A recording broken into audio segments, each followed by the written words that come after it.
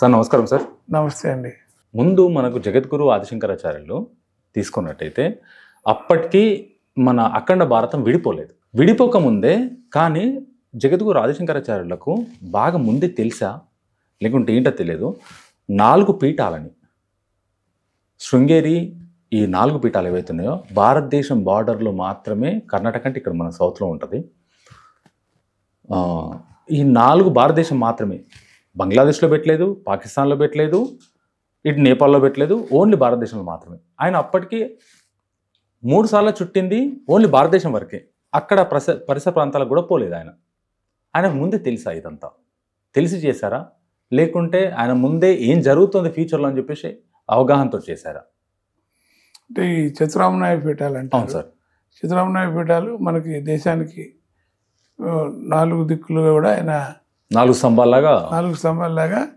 ఎందుకంటే అప్పుడు బౌద్ధం అనేటువంటి ఒక మతం మన దాంట్లోంచి పుట్టిన మతమే. వీళ్ళు ఒక నిష్క్రియాతత్వం వల్ల అనేకమైనటువంటి నష్టం జరుగుతుందని ఆయన ఊహించారు. దాని గురించి అప్పుడు ఆయన మళ్ళా ప్రజల్లో సనాతన ధర్మం పట్ల అలాగే కర్తవ్యం ఎప్పుడు కూడా మనం బలంగా ఉండకపోతే దేశం ఎన్ని ఇబ్బందులు పడిందో మనం చూసాం, మన చరిత్ర మనకి చెప్తుంది. అది ఆదిశంకరుల తర్వాత జరిగినటువంటి విషయం. దీన్ని ఆయన అప్పట్లోనే ముందు గ్రహించి ఇప్పుడు మీకు దండయాత్ర అనేది తర్వాత ఏందంతా కూడా ఆదిశంకరుల తర్వాతే దండయాత్రలు తిరగటం కానీ, తర్వాత దేశం విడిపోవటం కానీ, బీజేపీ ఆఫ్ఘనిస్తాన్ విడిపోవటం కానీ, లేకపోతే నేపాల్ విడిపోవటం కానీ, ఇవన్నీ కూడా అంటే నేపాల్ అనేది మన తెలుగు తక్కువతనం వల్ల మనలో కలకుండా పోయింది. కానీ అది ఇవాళ మనం చెప్పుకుంటే నెహ్రూ కొంచెం విజ్ఞత ప్రదర్శించుంటే నేపాల్ మనలో కలిసిపోయి ఉండేది. జవహర్లాల్ నెహ్రూ ప్రధానమంత్రిగా ఉన్నప్పుడు నేపాల్ రాజు ఆయన ప్రపోజ్ చేశారు, అయ్యా మేము కలుస్తామంటే ఈయన ఏదో ఒక గొప్పతనం ప్రదర్శించడానికి అన్నట్టుగా ఆయన ఆడంబరంగా ఆయనకి పోయి నేపాల్ మనం కలుపుకోలే. అది పొరపాటు, ఎవరిది? మనది పొరపాటు. అలాగే టిబెట్ని మనం వదిలిపెట్టుకున్నాం. ఇవాళ ఎంత పెద్ద సమస్య మనకి టిబెట్ అయింది. ఇదంతా కూడా ఒక ప్రత్యేకమైనటువంటి టాపిక్ మీకు. ఎందుకంటే ఇవాళ టిబెట్ కానీ చైనా టిబెట్ని ఆక్రమించుకోవడానికి మనం సహాయం చేసాం. సో ఈ రకమైనటువంటి తెలివి తక్కువ పనులు అంటే దూరదృష్టి లేకపోవడం వల్ల ఇవాళ మీకు మనం కూడా మాట్లాడుకున్నాం. ఏ పరిపాలకుడైనా సరే, నరేంద్ర మోడీ గారు అయినా సరే, జవహర్లాల్ నెహ్రూ అయినా సరే, ఇందిరాగాంధీ అయినా సరే, ఎవరైనా సరే పరిపాలనని ఖచ్చితంగా రాబోయే తరాలు రివ్యూ చేస్తాయి. ఎలా చేశారు, దీనివల్ల జరిగిన నష్టం ఏంటి, లాభం ఏంటని బేరీజ్ చేస్తాయి. ఉదాహరణకి నోట్ల రద్దు కావచ్చు, ఏదైనా కావచ్చు, ఈ ప్రతి చర్యని కూడా బేరీజ్ వేసి తప్పని మనం చర్చించుకోవాలి. అప్పుడే చరిత్ర నుంచి మనం పాఠాలు నేర్చుకునే వాళ్ళు అవుతాం. కానీ దురదృష్టం ఏంటంటే ఇవాళ ఒక సెక్షన్ ఆఫ్ పీపుల్ కానీ వీళ్ళు కానీ అసలు నెహ్రూ మాట ఎత్తడానికి కూడా ఒప్పుకునేటువంటి పరిస్థితి. ఇప్పుడు మన నెహ్రూ ఆయన పరిపాలించే 5 సంవత్సరాలు ఆయన చేసిన చాలా మంచి పనులు కూడా ఉన్నాయి. మంచి పనులు మంచిగా చెప్పుకోవాలి, చెడ్డ పనులు చెడ్డగా చెప్పుకోవాలి. నేపాల్ మనలో కలవకపోవడానికి కారణం ప్రత్యేకించి జవహర్లాల్ నెహ్రూ. సో ఇట్లాంటి పరిస్థితులు ఉన్నప్పుడు అంటే మీరు చెప్పినట్టుగా నేను అంటే ఆ తర్వాత ఇలా విడిపోతాయని చెప్పి ఆయన అనుకుంటారని నేను అనుకుంటే ఆయన ఖచ్చితంగా ఆ ప్రాంతాల్లో పెట్టి ఉండేవాడు. ఆయన ఆ రోజు కనుక ఆయన నిజంగా మీరు చెప్పినట్టు కనుక ఆలోచన ఉంటే బాగుండేదేమో. ఇలా విడిపోయి ఉండేది కాదు, దేశం మొక్కలై ఉండేది కాదు. ఇప్పుడు ఈ బెంగాల్లో భాగం కానీ పంజాబ్లో భాగం కానీ మొక్కలై ఉండేది కాదు. కానీ విచిత్రం ఏంటంటే మనకి ఆ 4 చోట్ల కూడా ఆయన ఆ రోజున మీకు ఈ ట్రాన్స్పోర్టేషన్ వ్యవస్థ లేదు. కానీ ఆయన మొత్తం దేశం అంతా కూడా చుట్టూ అంటే మామూలు విషయం కాదు. ఆయన చివరికి బతికింది ఎంతంటే 32 ఏళ్ళు వయసు, చాలా తక్కువ వయసులో.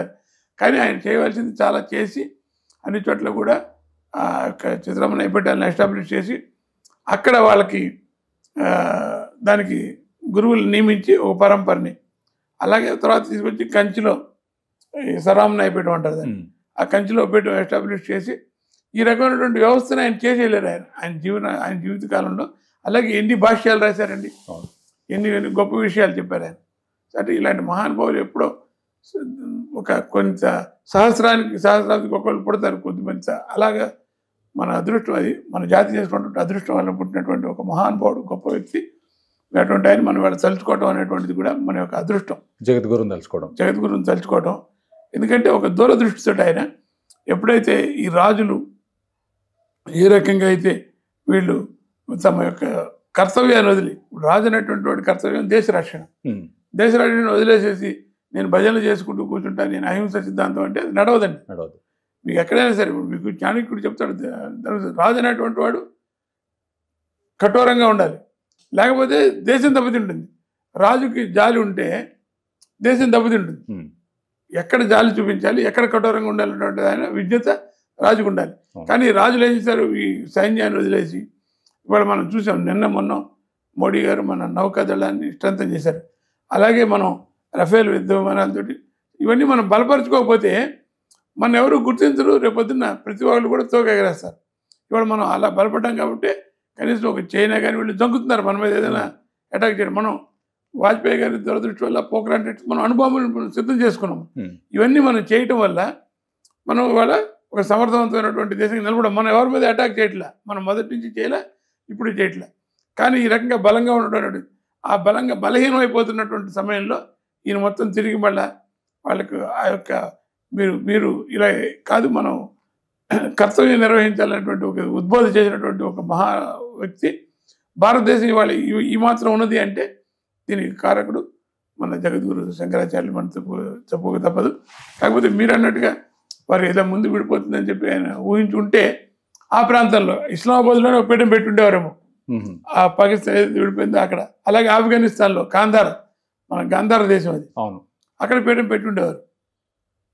సో బహుశా ఆయన ఊహించిన దానికంటే ఇంకా ఎక్కువ దుర్మార్గం జరగబట్టి, అంటే ఆయన ఎక్కడెక్కడైతే ఇప్పుడు చేశారో అక్కడంతా కూడా ఇవాళ మొత్తం ఒక భక్తి భావం కానీ ఆ శంకరాచార్యులందరూ కూడా ఇప్పుడు మనం శృంగేరి వారు కావచ్చు, ద్వారకా వారు కావచ్చు, లేకపోతే ఇలా ఎక్కడైనా కూడా వాళ్ళు చక్కగా వాళ్ళ యొక్క ధర్మాన్ని, కర్తవ్యాన్ని ఏ లక్ష్యంతో అయితే శంకరాచార్యులు ఆ పీఠాలను స్థాపించారో ఆ లక్ష్యాన్ని వాళ్ళు నెరవేరుస్తూ ముందుకు వెళ్తున్నారు. ఇవాళ మన యొక్క సనాతన ధర్మాన్ని ముందుకు తీసుకెళ్తున్నారు.